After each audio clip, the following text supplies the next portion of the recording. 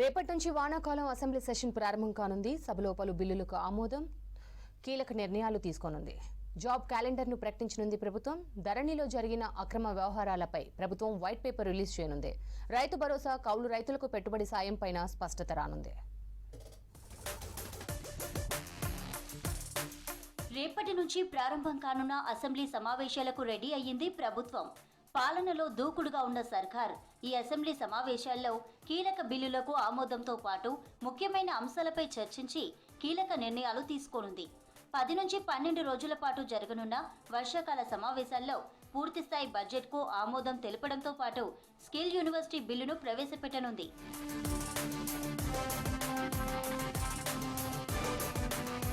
ఈ సమావేశంలోనే జాబ్ క్యాలెండర్ను ప్రకటించనుంది ప్రభుత్వం.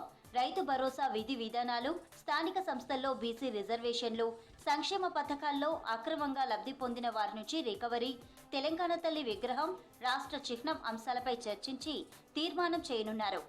విద్యా వ్యవసాయ కమిషన్ల ఏర్పాటుపై చర్చించనున్నారు. ధరణిలో జరిగిన అక్రమ వ్యవహారాలపై ప్రభుత్వం వైట్ పేపర్ రిలీజ్ చేయనుంది.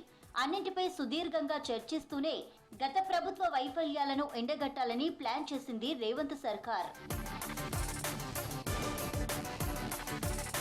స్కిల్ యూనివర్సిటీ ఏర్పాటుకు సంబంధించి డ్రాఫ్ట్ బిల్లును ఇప్పటికే రెడీ చేశారు.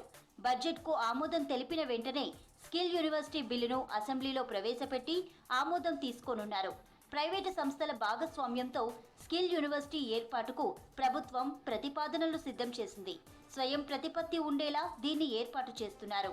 3-4 కాల వ్యవధి ఉండే డిగ్రీ కోర్సులతో పాటు ఏడాది డిప్లొమా, 3 నుంచి 4 నెలల వ్యవధి ఉండే సర్టిఫికేట్ కోర్సులు ప్రవేశపెట్టనుంది.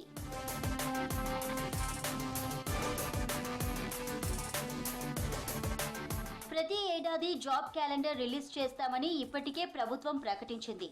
జాబ్ క్యాలెండర్ ఎలా ఉంటుంది, ప్రతి ఏటా నియామక ప్రక్రియ ఎలా చేపడతాం అనేది అసెంబ్లీలో ప్రకటించనుంది ప్రభుత్వం. ఇటు రైతు భరోసా విధి విధానాలపైన అసెంబ్లీలో చర్చించి ప్రకటన చేయనున్నారు. కౌలు రైతులకు పెట్టుబడి సాయం పైన స్పష్టత ఇవ్వనున్నారు. విద్యా వ్యవసాయంపై కూడా అసెంబ్లీలో చర్చించి తీర్మానం చేస్తారని తెలుస్తోంది.